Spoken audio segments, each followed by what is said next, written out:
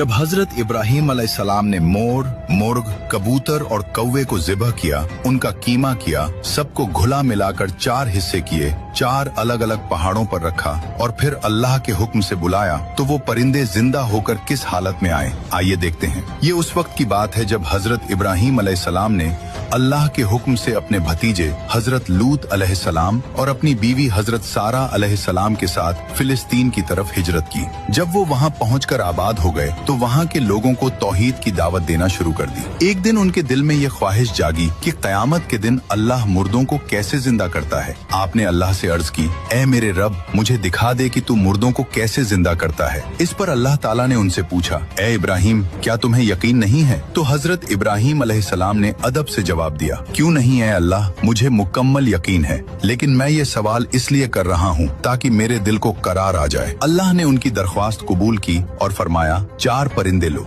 रिवायतों में आता है कि उन 4 परिंदों में पहला मोर था जो अपनी खूबसूरती के लिए मशहूर है, दूसरा मुर्ग था जो अपनी आवाज के लिए जाना जाता है, तीसरा कौवा था और चौथा कबूतर था। अल्लाह ने फरमाया, इन 4 को पकड़ो और अपने पास पालो ताकि वो तुमसे अच्छी तरह हिल मिल जाएं और तुम उन्हें पहचान लो ताकि बाद में कोई शक न रहे। फिर जब वो परिंदे हजरत इब्राहीम अलैहिस्सलाम से पूरी तरह मानूस हो गए तो अल्लाह का हुक्म आया कि अब इन्हें ज़िबह कर दो। हजरत इब्राहीम अलैहिस्सलाम ने उन्हें ज़िबह किया, लेकिन तफसीर का सबसे अहम पॉइंट ये है कि उन्होंने उन 4 परिंदों के सर काटकर अपने पास अपने हाथ में रख लिए और बाकी धरके पर नोचे, गोश्त काटा, हड्डियां तोड़ी और सबको आपस में पूरी तरह मिक्स कर दिया, यहाँ तक कि खून और गोश्त एक दूसरे में गड्ढमड हो गया। फिर उस कीमे के 4 या 7 हिस्से किए और वहाँ मौजूद अलग अलग पहाड़ों की चोटियों पर रखाए। फिर वापस अपनी जगह आकर खड़े होकर अल्लाह के हुक्म से उन परिंदों को पुकारा तो एक हैरत अंगेज मंजर देखा कि उन पहाड़ों से गोश्त के जर्रे हवा में उड़ते हुए आए,